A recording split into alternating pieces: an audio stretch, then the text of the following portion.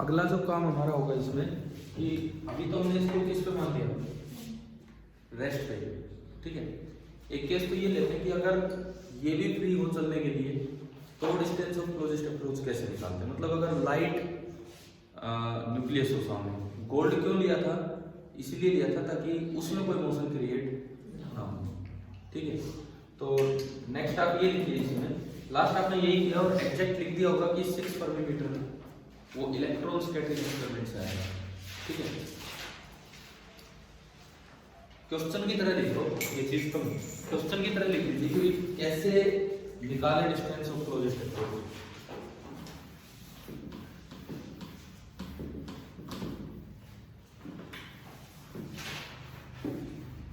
अगर सामने वाला पार्टिकल, सामने वाला न्यूक्लियस चलने के लिए फ्री हो तो कैसे निकालें। देखिए सपोज ये कोई न्यूक्लियस है, this is the target nucleus, और इसके बारे में ये बोला है कि this is at rest but free to move. Rest पे है लेकिन चलने के लिए फ्री है, चल सकता है यहाँ पे, ठीक है।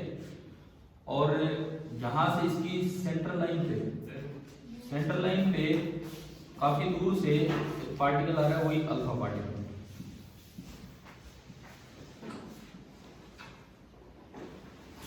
यानी कि आपने थोड़ा हल्का न्यूक्लियस ले लिया। अब इसमें अगर पूछा जाए कि डिस्टेंस ऑफ क्लोजेस्ट अप्रोच कैसे निकालना, आपको इनिशियल एनर्जी क्या आपने ई से डिनोट की थी, क्या सिंबल दिया था, ई दे रहे थे ना। इस अल्फा पार्टिकल की एनर्जी जब ये दूर है तो ए मानिए, मतलब इन द बिगिनिंग ये सिचुएशन है। अब आपको निकालना है distance of closest approach. Question की तरह यूं लिख लो, फाइंड आर नॉट। और आर नॉट का मतलब हमें पता ही है कि क्या निकालना है, ठीक है। न्यूक्लियस जो है वो इस चीज का है एक्स जेड ए। इस क्वेश्चन की तरह लिख लीजिए कि अगर ये फ्री हो चलने के लिए तो कैसे डिस्टेंस ऑफ क्लोजेस्ट अप्रोच निकालिएगा।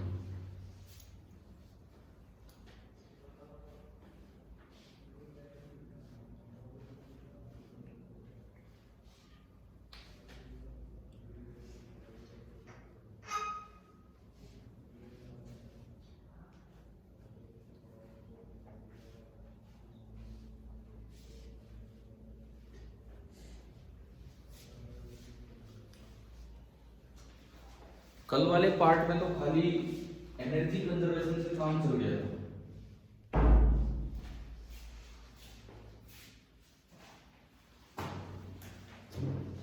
कल वाले पार्ट में खाली एनर्जी कंजर्वेशन एक सिंगल इक्वेशन से आ गया था, वो आ रहा है। लेकिन आज क्या होगा, जैसे ये पास आएगा, ये पॉजिटिव ये पॉजिटिव, पॉजिटिव को रिपेल करेगा तो वो भी चलना स्टार्ट कर देगा, ठीक है।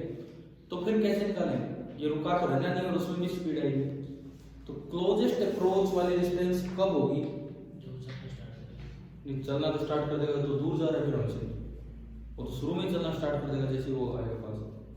हम कब बताएं, देखो ये एक पार्टिकल पीछे आ रहा है, एक पार्टिकल पीछे आ रहा है और एक पार्टिकल आगे चल रहा है इस तरीके से।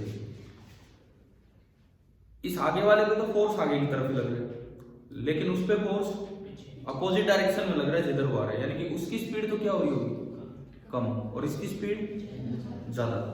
मान लो इसकी इनिशियल स्पीड है 10 मीटर पर सेकंड और इसकी 0, तो इसकी 0 से बढ़ना स्टार्ट हुई, इसकी 10 से कम होना, इसकी 9 हुई, इसकी 1 होगी, है ना। ये चलता रहेगा काम। मान लो कि इंस्टेंट आया, इसकी भी 6 हो चुकी है और इसकी भी 6 हो चुकी है, दोनों की स्पीड बराबर होगी 6।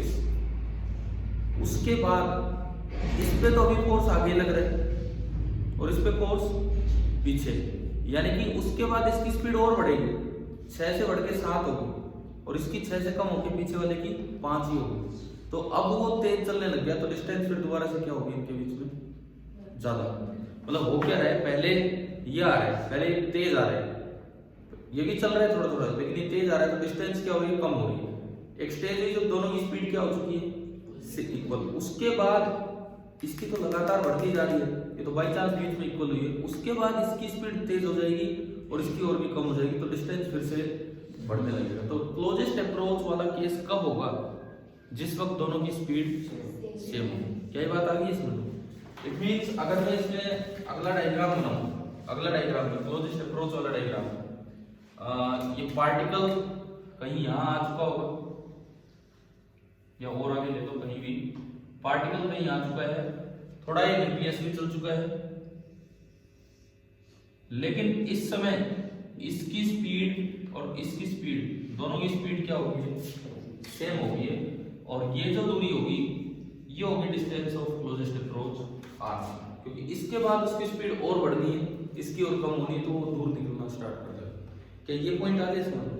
लेकिन इसमें दिक्कत क्या है? दो अननोन आ गए, एक r0 और एक v, दो अननोन आ गए यहाँ पे, तो दो इक्वेशंस आपको बनानी पड़ेगी भाई। ना तो मुझे v पता, क्योंकि एक इक्वेशन आप खाली एनर्जी कंजर्वेशन की बनाओगे तो उसमें तो v और r0 दोनों आ जाएंगे। देखिए एनर्जी कंजर्वेशन लिखा है जैसे कल लिखा था, एनर्जी कंजर्वेशन तो कल की तरह वैलिड है ही, ठीक है। इनिशियल एनर्जी, काइनेटिक एनर्जी इसमें नहीं है, केवल उसी में है, तो इनिशियल काइनेटिक एनर्जी कितनी? ई से डिनोट किया था कल, प्लस इनिशियल पोटेंशियल एनर्जी 0। क्यों 0? क्योंकि शुरू में काफी दूर है, तो इसका इससे कोई इंटरेक्शन नहीं, बताया था यही कल, है ना। ये इनिशियल काइनेटिक एनर्जी, ये इनिशियल पोटेंशियल एनर्जी बराबर फाइनल काइनेटिक एनर्जी। कल फाइनल काइनेटिक एनर्जी 0 लिखी थी क्योंकि वो रुक गया था, लेकिन अब 0 नहीं है। अब अगर देखें तो फाइनल काइनेटिक एनर्जी क्या लिखी जाएगी? क्या लिखी जाएगी? इनको देख के बताओ, हाफ इनटू पहले का मास, अल्फा पार्टिकल का मास होता है 4m, फिर m इज 1 m, ठीक है, 4 पार्टिकल है उसमें, इनटू v स्क्वायर, प्लस दूसरे में भी तो काइनेटिक एनर्जी कितनी? हाफ इनटू उसका मास कितना? z नहीं, उसमें कितने पार्टिकल है? न्यूक्लियस में z नहीं a पार्टिकल होते हैं। z तो एटॉमिक नंबर है, नंबर ऑफ प्रोटॉन्स, लेकिन प्रोटॉन प्लस न्यूट्रॉन मिलकर कितने होते हैं? a, तो a पार्टिकल और सबका मास m है, 1 m, तो इसका जो मास होगा that will be equal to a into, समझ आया, इनटू v स्क्वायर। क्या इक्वेशन पूरी हो चुकी है और कुछ आना है ये बताओ? मैं एनर्जी कंजर्वेशन लगा रहा हूं, एनर्जी कंजर्वेशन, क्योंकि आपस का जो फोर्स है वो इलेक्ट्रोस्टैटिक है, कंजर्वेटिव है। इनिशियल काइनेटिक एनर्जी ये रही, इनिशियल पोटेंशियल एनर्जी ये रही, ये तो केवल और केवल फाइनल काइनेटिक एनर्जी आई। अब फाइनल पोटेंशियल एनर्जी कितनी है इस समय? कल भी दिखा था हमने इसको, क्या फॉर्मूला लिखा था बताओ? एक उसको K=Q2/R, तो वो आप लिखेंगे तो K को 1/4πε Q1 into Q2, alpha particle का चार्ज कितना होता है? 2e, दूसरे पे Ze and divided by R। एक इक्वेशन आई है भाई, लेकिन इससे R0 कैलकुलेट नहीं होगा क्योंकि इसमें दो वेरिएबल है, दो अननोन है। कौन कौन? V और R0। कल क्या था, कोई V जैसी चीज नहीं थी, वो दोनों रुक गए थे, तो आराम से यहाँ से R0 आ गया। समझ में आया? मतलब कोई सवाल इस तरह से बन के आ जाए तो उसके ऊपर मिल लेना मुझे, ठीक है। अब V कहां से निकाले ताकि इसमें पुट हो जाए? V कैसे निकालें ताकि हम इसमें पुट कर सकें?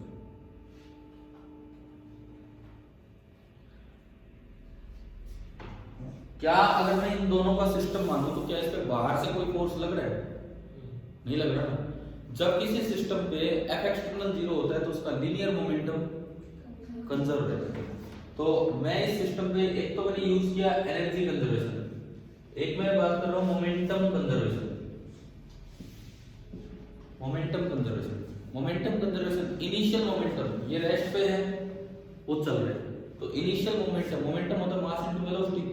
तो इसका मोमेंटम कितना? इसका मास 4m और वेलोसिटी वो निकलेगी e से।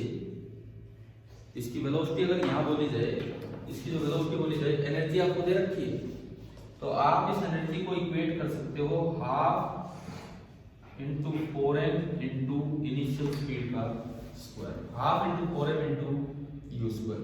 तो यहां से मेरे पास u आएगा, देखो ये 2 u आएगा under root of e by 2, अगर आपको उसकी एनर्जी दी गई है। क्लियर है? इस u का यूज यहाँ करेंगे। तो आप अगर मोमेंटम कंजर्वेशन अप्लाई करते हैं, इनिशियल मोमेंटम, अब उसको देख के बोलो उसका मास कितना 4m, उसकी स्पीड कितनी वो निकाली हमने, under root of e upon 2m, और दूसरे का मोमेंटम है 0, वो तो रुका हुआ है। फाइनली तो दोनों का ही मतलब सेम स्पीड है इस वक्त, जिस वक्त ये क्लोजेस्ट अप्रोच पे होंगे तो सेम स्पीड है।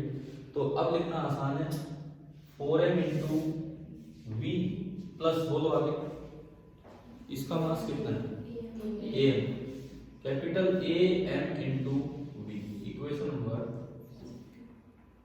बस अब तो बात बन गई, तो यहां से क्या आ जाएगा v आ जाएगी, ये जो कॉमन वेलोसिटी बनी है ये v आई। देखिए m कॉमन आके कैंसिल हो गया, v निकल के आ रहा है,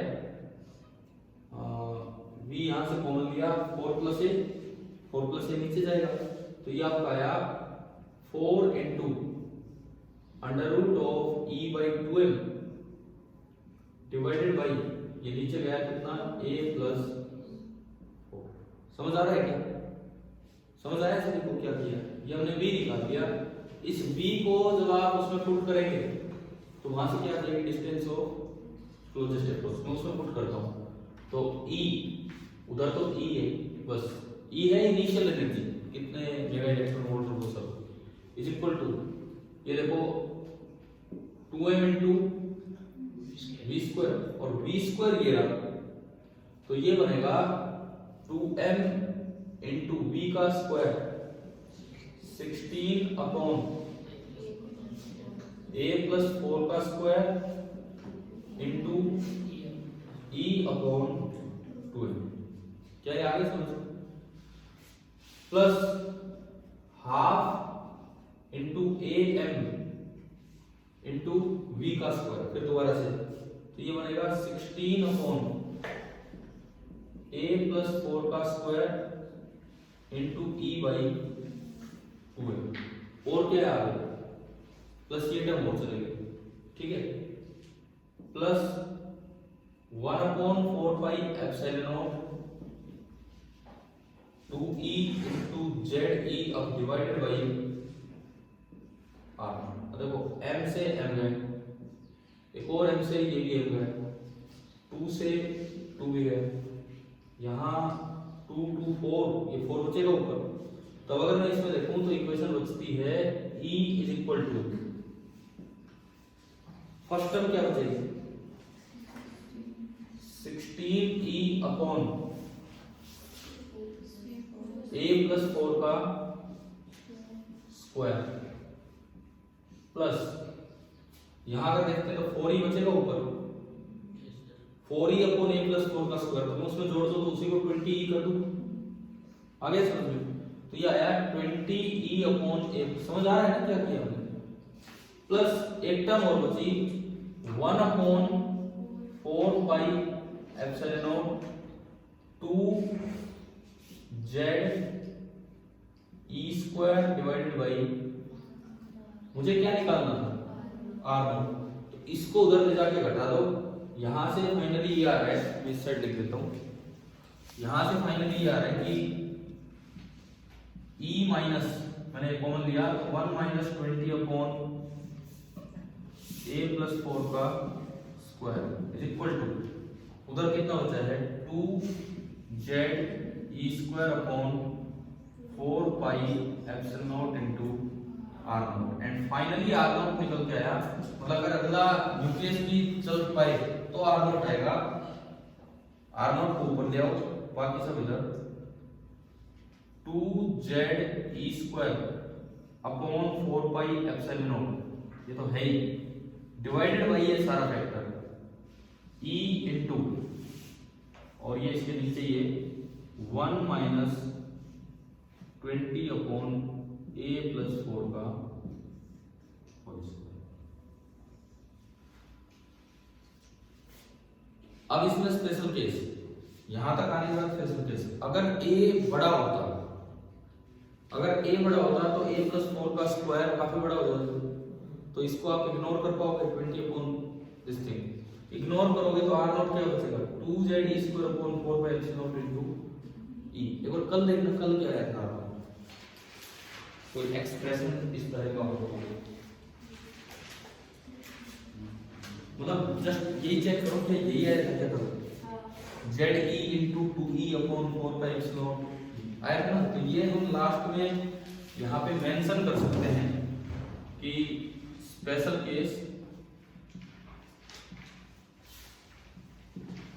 if target nucleus is heavy, अगर टारगेट न्यूक्लियस हैवी है यानी कि A इज लार्ज, तो आप इसको इग्नोर करके और ये लिख देना एक्सप्रेशन, लिख दोगे ना, ये कर दो इसको।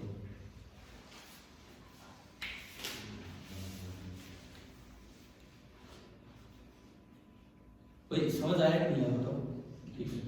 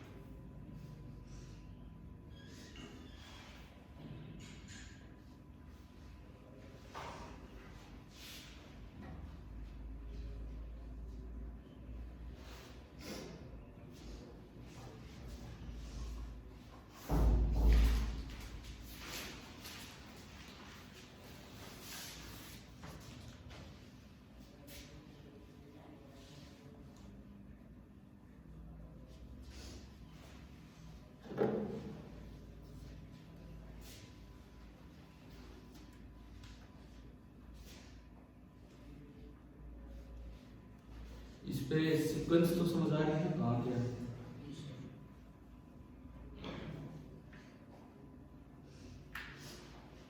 और ये पूरा खुद कर लेना लास्ट में, ये लार्ज है इसको इग्नोर करो तो ये वही आ जाता है।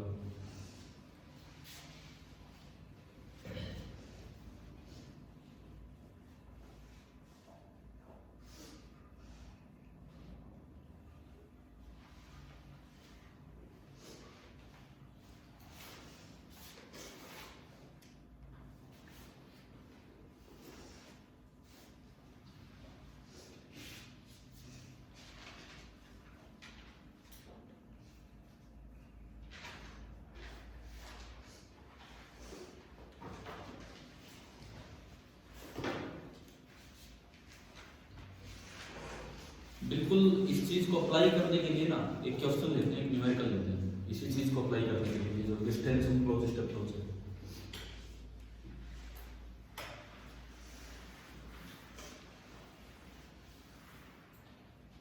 हो गया ना? ये इधर वाला कर दिया पूरा, ये जो लास्ट का कोई नहीं लिख दो आराम से।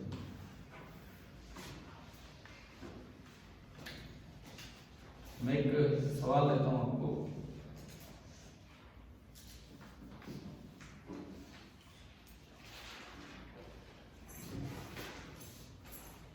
ये न्यूक्लियस है, मान लो ये दिया है कि इस पे टोटल चार्ज है Q और मास है M, Z और A को छोड़ो वैसे दे दिया।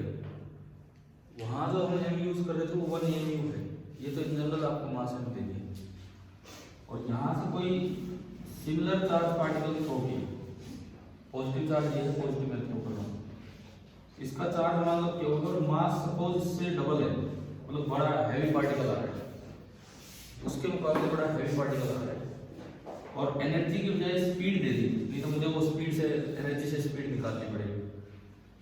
आपको इसकी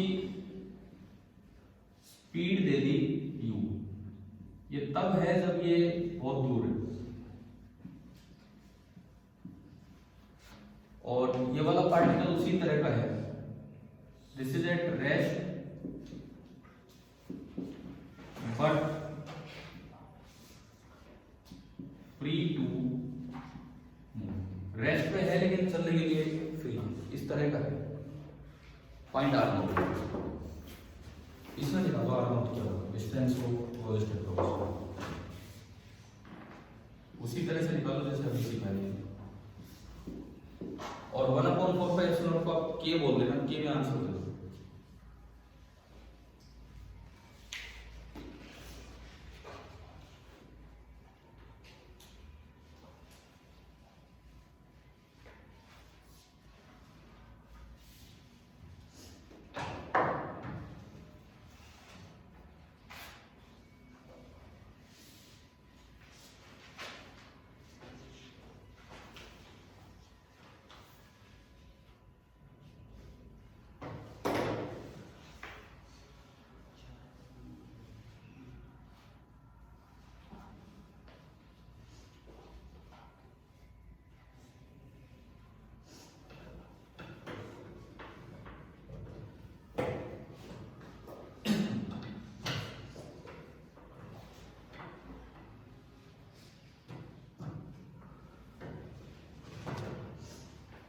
के में आंसर दे देना इन टर्म्स ऑफ के इज 1/4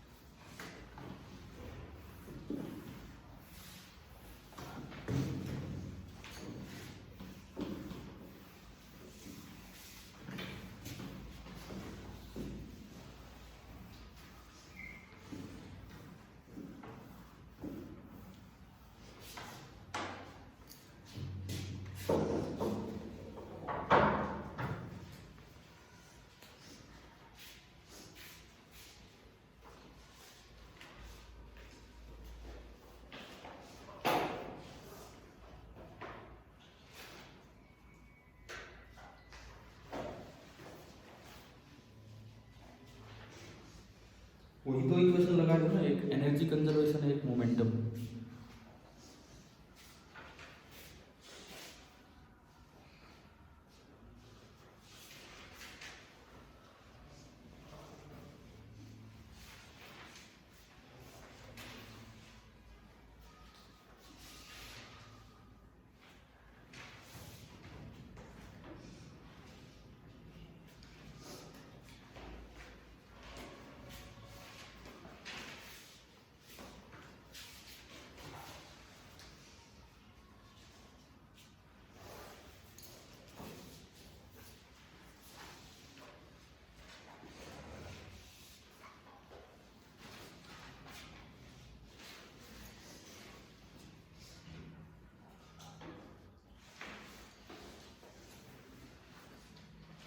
कितना है? सही आंसर आएगा जिनका आ गया है R0 is equal to 3K capital Q small q upon mu square where K is 1/4 pi। और भी आएगा किसी का?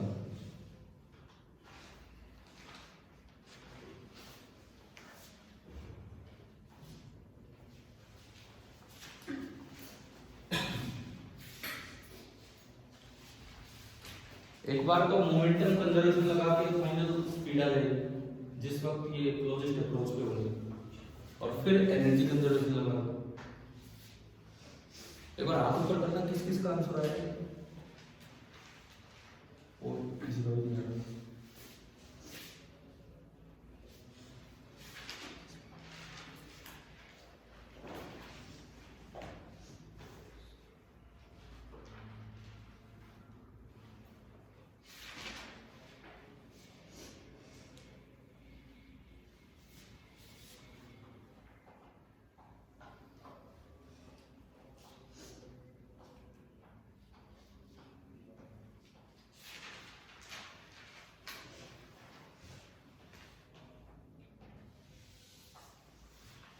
देखिए सबसे पहले मैं पूछता हूँ कोई फाइनल सिचुएशन था जिस वक्त क्लोजेस्ट अप्रोच वाला काम होगा, जो स्पीड स्मॉल m की होगी वही स्पीड इस न्यूक्लियस की होगी। ये तो मास 2m है, ये तो डबल मास है, ये 10 मास है, दोनों की स्पीड सेम होगी। और इस वक्त जो दूरी है उसी को हम बोल रहे हैं क्या? r। तो सबसे पहले इस पे बाहर से कोई फोर्स नहीं लग रहा, तो मोमेंटम कंजर्वेशन लगाओ। तो बाई मोमेंटम कंजर्वेशन इससे भी आ जाएगा initial momentum 2m into u, उसका तो है ही नहीं, रेस्ट है बराबर final momentum 2m into v plus m into v। तो मेरे पास v आ गया, m से m कटेगा और 2u by 3। पहले तो आप ये बताओ कि इतना समझ आया? क्लियर है सभी को? v आ गया 2u by 3, ठीक है। उसके बाद अब जो अगला काम है v 2u by 3 आने के बाद अब जो अगला काम है वो है कि हम एनर्जी कंजर्वेशन लगाएंगे। तो भाई energy conservation, initial potential energy तो है ही नहीं, बहुत दूर है, कोई इंटरेक्शन नहीं। इनिशियल काइनेटिक एनर्जी इसको देखो हाफ 2m और इसकी स्पीड u स्क्वायर, बस फाइनल काइनेटिक कितनी है यहां से दिख रही है, half into 2m into v square plus half into m into v square. ये तो होगी फाइनल काइनेटिक। और फाइनल पोटेंशियल k की टर्म में लिखे तो k into q1 into q2 divided by r। क्या यही दो काम अभी किए थे कि नहीं पीछे? ठीक है, इस v की वैल्यू उसमें पुट कर दो एंड वहां से आप r नॉट निकाल दो, तो जो मैंने अभी लिखा था वो आंसर आ जाएगा। r नॉट आपका आया था 3k capital Q small q upon mu square, ये आया था आपका। ठीक है, तो ये आप इसका आंसर आ जाएगा।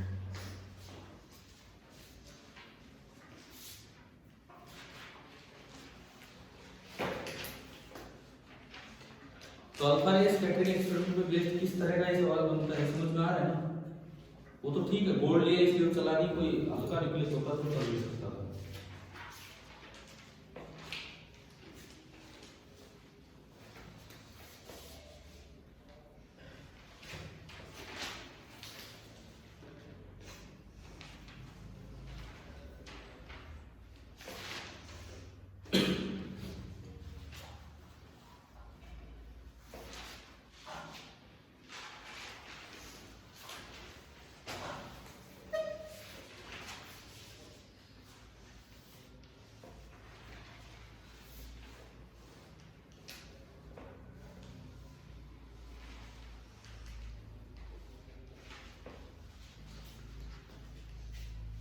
कल एक रिजल्ट आपको बताया था कि ज्यादातर पार्टिकल सीधे गए थीटा जितना ज्यादा दोगे नंबर ऑफ पार्टिकल उतने ही कम थे। तो n कैसे डिपेंड करते हैं थीटा पे, ये भी बता दें। Inversely proportional to fourth power of sine of half the angle था ना ये। क्या वो ग्राफ बता दिया उसके साथ, वो एनसीईआरटी में दिया भी हुआ है। अच्छा, उस पे बेस्ड किस तरह से सवाल आ जाते हैं। वो जो n होता है वो होता है number of particles per unit area. एक यूनिट एरिया में कितने पार्टिकल जाकर टकरा रहे हैं, ठीक है। उस पे बेस्ड किस तरह से क्वेश्चन आ जाते हैं, एक सवाल उस पे लेते हैं। क्योंकि वैसे तो आप यार नंबर ऑफ पार्टिकल का क्या मतलब है, किसी थीटा एंगल पे यूनिट एरिया लेंगे तो उस पे कितने पार्टिकल आ रहे हैं ये मतलब, ठीक है। एक क्वेश्चन ये लिखो, चलो मैं आगे हो गया ना नोट सभी का, ठीक है। क्वेश्चन ये लिखे कि in alpha ray scattering experiment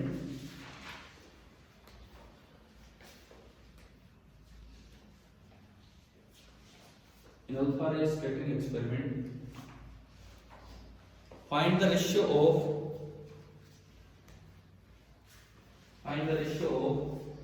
number of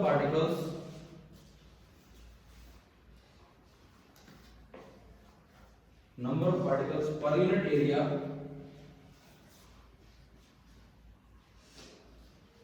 scattered at an angle of 74 degree to 90 degree। गलती हो रही है, रेशियो एक से ज्यादा होगा एक से कम होगा। मैंने कहा 74 डिग्री पे कितने पार्टिकल गए और 90 डिग्री पे कितने गए, उनका रेशियो होता है। 74 पे ज्यादा जाएंगे या 90 पे ज्यादा जाएंगे, ये बताओ। 74 एंगल कम होगा तो नंबर ऑफ पार्टिकल ज्यादा होंगे। इट मींस ये रेशियो एक से बड़ा होगा एक से छोटा होगा, एक से ज्यादा होगा। एक बार लगाओ वो कल वाला फॉर्मूला कैसे करेंगे।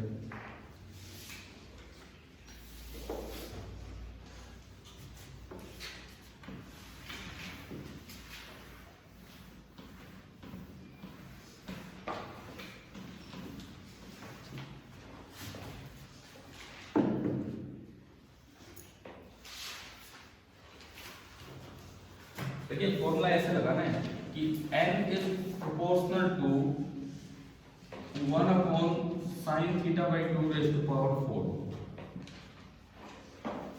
इसका ये मतलब है कि n 74 degree upon n 90 degree, उल्टा रेशियो हो जाएगा, समझ गए हो। Sign of fourth power angle अभी लिखते हैं। अब नीचे 90 है तो एंगल ऊपर 90 वाला आएगा, 90 का आधा, क्योंकि थीटा बाई 90 का आधा कितना 45, तो ऊपर तो जाएगा 45 क्योंकि इनवर्स रेशियो है। और इधर 74 ऊपर है तो 74 का आधा 37, तो 37 डिग्री नीचे।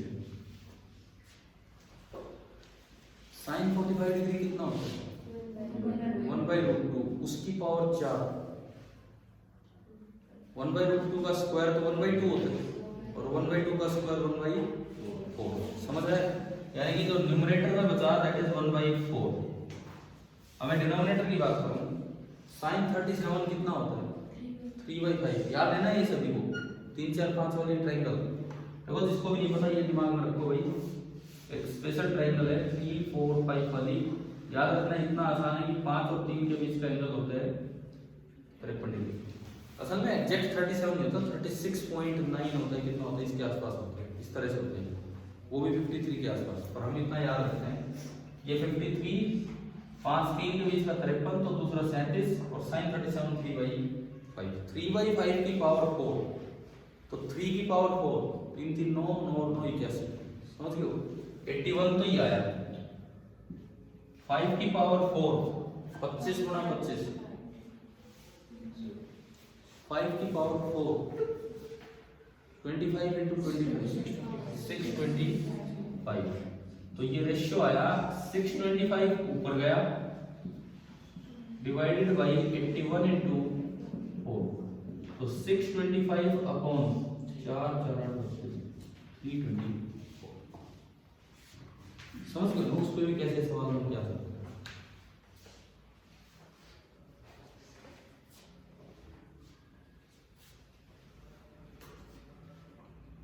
मतलब हमारे लिए ये रदरफोर्ड मॉडल इतना इंपॉर्टेंट नहीं है, क्योंकि उससे अच्छा मॉडल तो हम पढ़ेंगे। कौन सा मॉडल? मीर मॉडल। ये थॉमसन मॉडल जो आया था 1898 में आया था। थॉमसन मॉडल 1911 में फेल हुआ था, 1898 में आया था। 1911 में रिजेक्ट हुआ था जब ये अल्फा रे एक्सपेरिमेंट किया गया तब जाकर। तो फिर भी यार काफी साल चला है, 1898 से 1911 काफी साल हो जाते हैं। इतने साल तो यही मॉडल माना जाता था कोई इस तरह का। अब इसमें अभी हम रदरफोर्ड मॉडल पे नहीं पहुंचे हैं, शायद अभी तक हमने पॉपुलेट नहीं लिखे रदरफोर्ड मॉडल, क्योंकि हम तो उसका जो बेसिक काम है कि alpha ray scattering, Rutherford model पे नहीं आएंगे सवाल। आएंगे तो किस तरह के आएंगे मैं बताऊंगा आपको।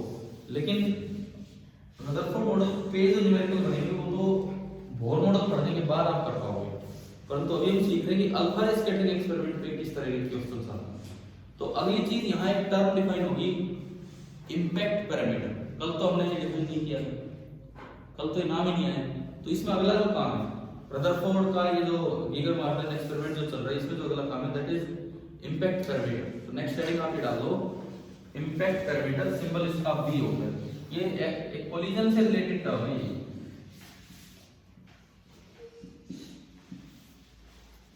Impact parameter and the symbol is B.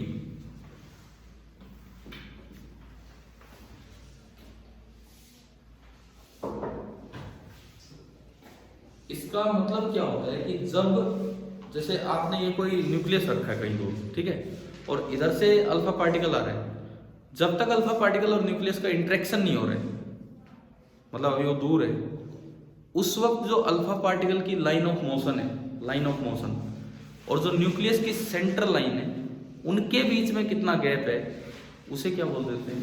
Impact parameter. क्यों बोलते हैं इंपैक्ट पैरामीटर? जितना सेंटर के पास आएगा उतना ज्यादा इंपैक्ट होगा और ये मुड़ के पीछे जाएगा। जितना सेंटर लाइन से दूर जाएगा वो अनडिवाइडेड निकलेगा। मतलब बी ये बता रहा है कि इंपैक्ट होगा या नहीं होगा, लेकिन उल्टे तरीके से बता रहा है। बी ज्यादा होगा तो इंपैक्ट नहीं होगा, बी कम होगा तो इंपैक्ट ज्यादा होगा। समझ आ रहा है? डिफाइन कर लो इंपैक्ट पैरामीटर को, क्या होता है? It is the perpendicular distance, it is the perpendicular distance of initial velocity vector,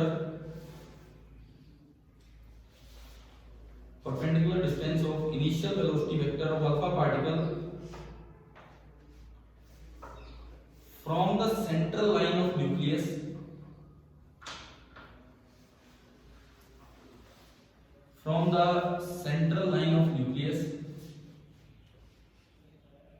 when it is far away from the nucleus.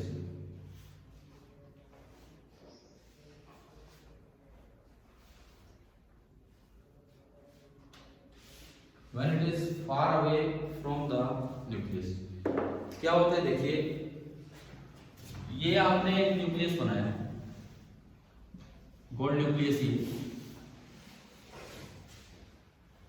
ये आपने बना दी इसकी central line, this is the central line of nucleus.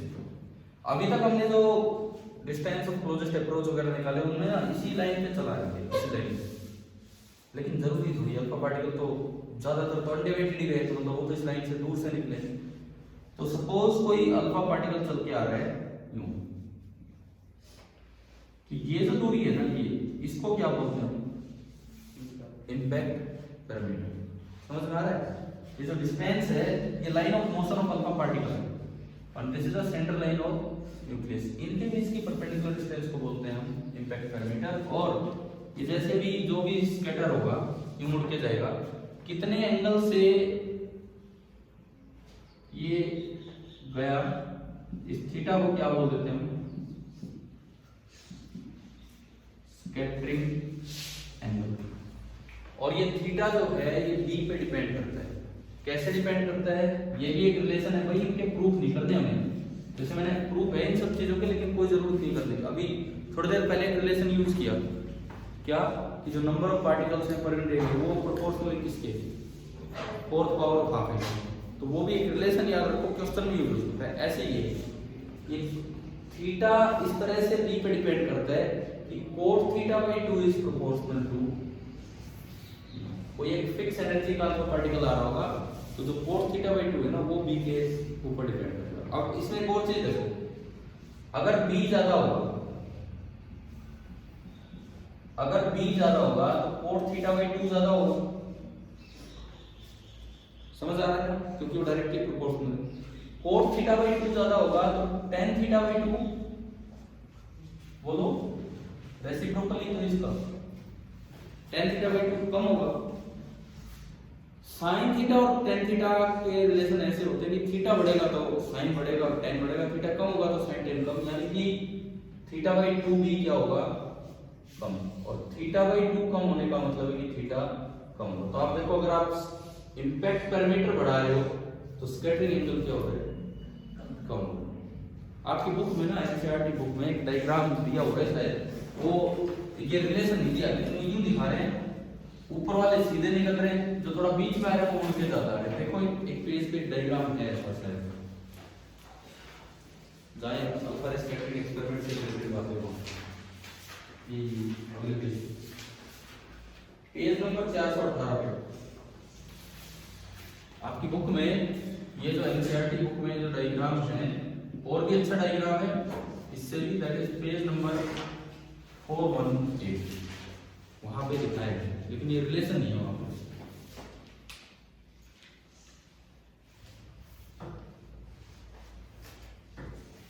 कर दो, बना दो और ये रिलेशन लिख लीजिए।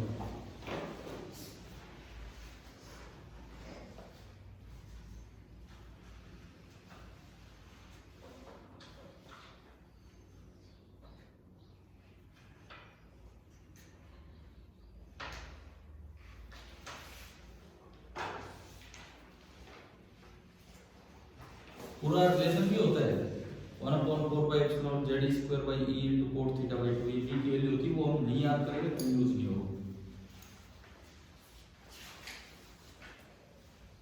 लेकिन एंगल डिपेंडेंस वैसे यूज करवाई जा सकती है रेशियो की तरह, जैसे अभी क्वेश्चन दिया था ना हमने n वाला लिया है, इस पे भी आ सकता है।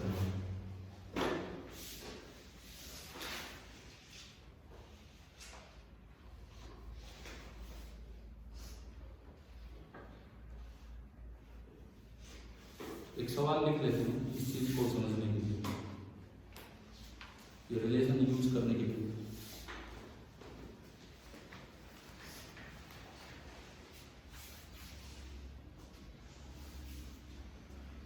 हो गया ना नोट? क्वेश्चन लिखिए कि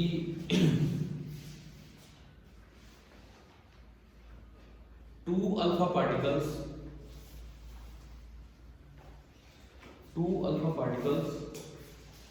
having different impact parameters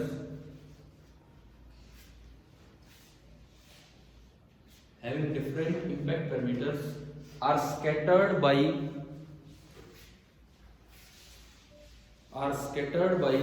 वही दो एंगल ले लो 74 degree and 90 degree respectively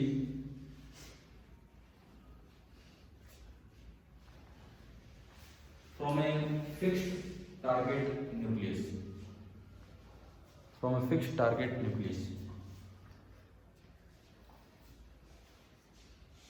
Find the ratio of their impact parameters.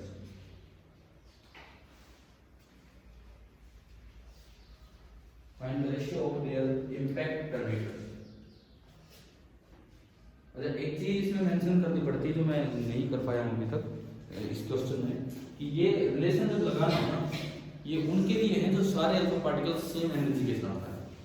तो आपने ऊपर लिखा स्टार्टिंग थी 2 alpha particles of same energy, वहां पे कहीं ऐड कर दो 2 alpha particles of same energy. ठीक है, एनर्जी पे भी डिपेंड करता है इक्वेशन।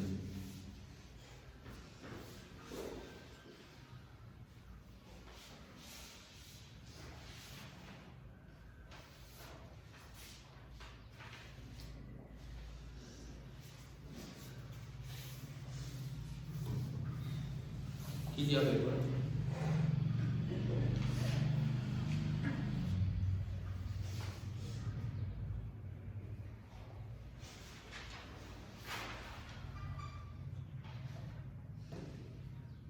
हो गया ये रिलेशन। देखो cot θ/2 is directly proportional to b, यानी कि cot θ1/2 upon cot θ/2 θ2/2 is equal to b1 upon b2।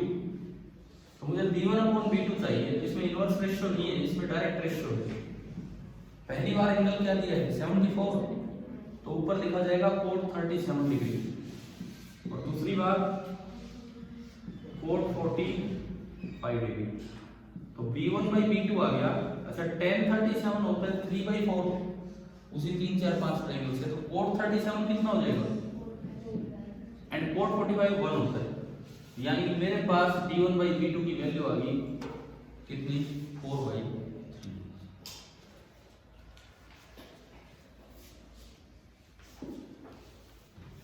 यहां पे ना ये लाइन लिख दो, फॉर गिवन एनर्जी,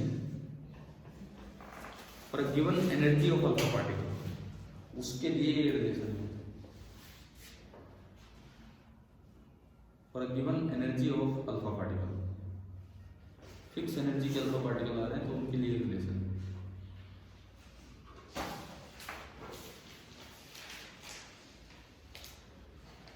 कर लिया नोट। अब इसमें एक और पॉइंट मैं बता देता हूँ यहीं पे, इसी इंपैक्ट पैरामीटर से रिलेटेड, कि अगर एक फिक्स इंपैक्ट पैरामीटर पे इसी लाइन पे दो अल्फा पार्टिकल आ रहे हैं लेकिन दोनों की एनर्जी डिफरेंट हो। पिछली बार मैंने क्या किया, E सेम कर दिया लेकिन B को अलग अलग किया, E सेम किया B को अलग अलग किया, तो जिसका B कम है वो ज्यादा रिफ्लेक्ट होगा और जिसका B ज्यादा है वो कम रिफ्लेक्ट होगा। अब मैं कह रहा हूं मैंने B सेम किया और मैं E एक धीरे फैक्टर अल्फा पार्टिकल और एक तेज फैक्टर, बताओ आप वैसे उम्मीद लगाओ किस में ज्यादा स्कैटरिंग एंगल होगा, किस में कम? तेज वाले में ज्यादा। कैसे हो जाएगा तेज वाले में? तेज वाला तो तुरंत निकलेगा, इतना स्कैटरिंग एंगल हो भी नहीं पाएगा उसको, समझ रहे हो ना? तेज वाला तो बहुत भारी एनर्जी के साथ आ रहा है, इतना असर होगा लेकिन इस पे इतना तो निकल लेगा। ठीक है, मतलब अगर B फिक्स है तो जिसकी एनर्जी ज्यादा है उसमें डिफ्लेक्शन स्कैटरिंग एंगल कम होगा। तो नेक्स्ट पॉइंट आप ये लिखो, मैं थोड़ा ढंग से लिखवा देता हूं। At same impact parameter, at same impact parameter the scattering angle depends on the energy of alpha particle. Scattering angle depends on the energy of alpha particle as,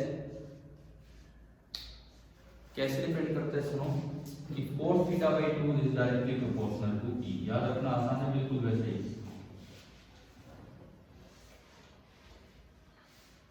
और अब आप इसमें भी देख सकते हो, अगर आप E को ज्यादा करोगे, एनर्जी ज्यादा की, तो cos θ/2 ज्यादा होगा, तो tan θ/2 कम होगा, तो θ/2 कम होगा, यानी कि थीटा भी कम होगा। मतलब उसी इंपैक्ट पैरामीटर पे, उसी सेम इंपैक्ट पैरामीटर पे भी एक पार्टिकल ज्यादा डिफ्लेक्ट हो रहा है और एक पार्टिकल कम। जिसकी एनर्जी ज्यादा है वो कम डिफ्लेक्ट होगा, जिसकी एनर्जी ज्यादा है वो कम डिफ्लेक्ट होगा, कम स्कैटर होगा। समझ आ गया कि नहीं? ठीक है। अगर सेम एनर्जी के पार्टिकल होते तो फिर B पे डिपेंड करता कि स्कैटरिंग एंगल किसमें ज्यादा किसमें कम। ये छोटी छोटी बातें यार सवाल बन के आ सकती हैं। समझ आ गई है नहीं ये पॉइंट्स? ठीक है। अब बात आती है कि इसमें डिस्टेंस ऑफ क्लोजेस्ट अप्रोच कैसे निकालते हैं। अभी पिछले पार्ट में तो आप क्या कर रहे थे कि केवल और केवल सेंट्रल लाइन पे फेंक रहे थे। अब ये तो कहीं दूर से मुड़ के जा रहा है, तो कोई तो होगी मिनिमम सेपरेशन का, ये तो मिनिमम सेपरेशन आई होगी, वो कैसे निकालते हो इस केस में? हाँ वही तो, डिस्टेंस कैसे निकालते? नेक्स्ट हेडिंग आप डालिए, distance of closest approach, distance of closest approach if B is non-zero, जो B है छोटा B ये non-zero अगर है तो डिस्टेंस ऑफ क्लोजेस्ट अप्रोच कैसे निकालें?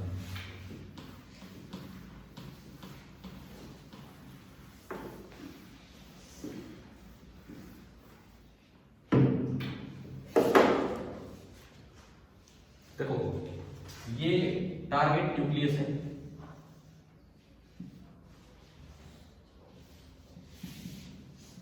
और हम अपने गोल न्यूक्लियस की तरफ ही आ रहे हैं। इट मींस ये चल नहीं सकता, ये फिक्स है, ठीक है।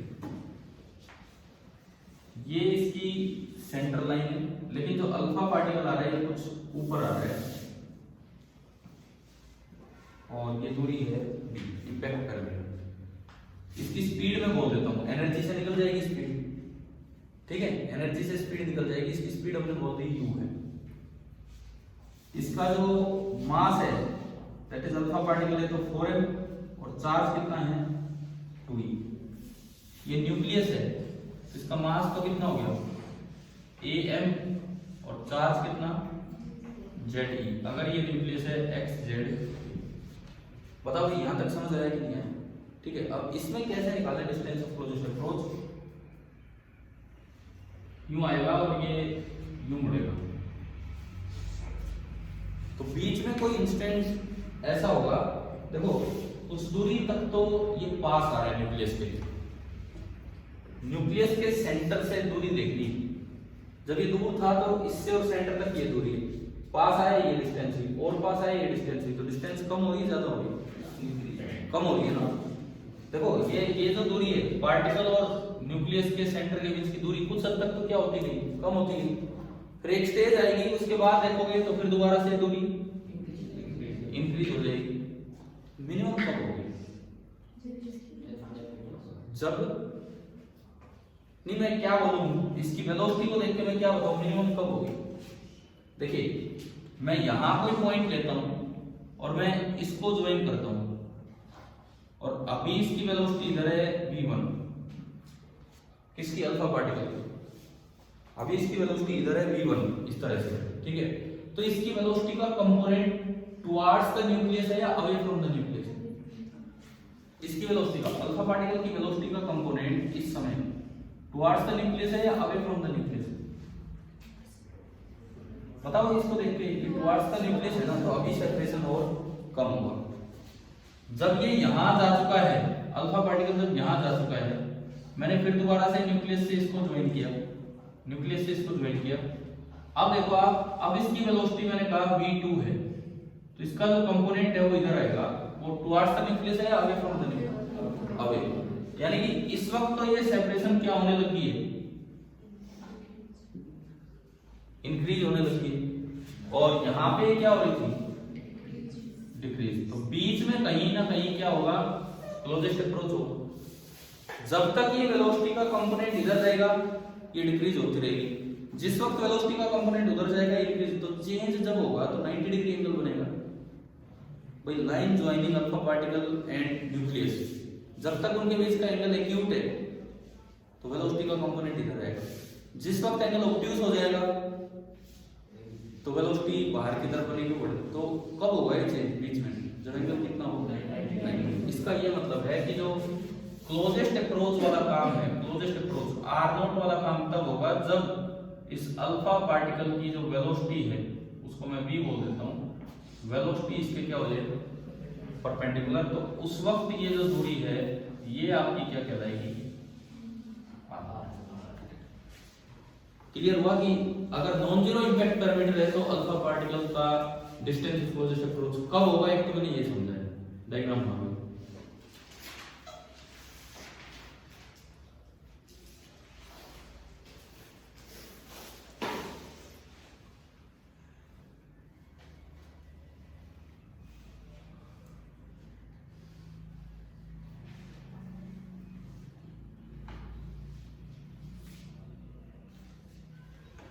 अब ये आपका होमवर्क है,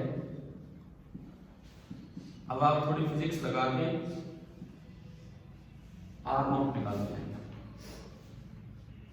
देखो पूरा लेक्चर अल्फा पार्टिकल पे गए थे, मतलब स्कैटरिंग एक्सपेरिमेंट, समझ आ गया किस तरह के सवाल बनते हैं इनपे, इम्पैक्ट पैरामीटर को इंक्लूड किया, तो अब उसमें डिस्टेंस क्लोजेस्ट अप्रोच कैसे निकालनी है, ये आपका काम है, ये आप घर से कल करके देंगे, ठीक है। इसके बाद हम कल देखते हैं, बोर्ड पे बना ही रहेगा, यहीं से स्टार्ट करेंगे कल से, ठीक है।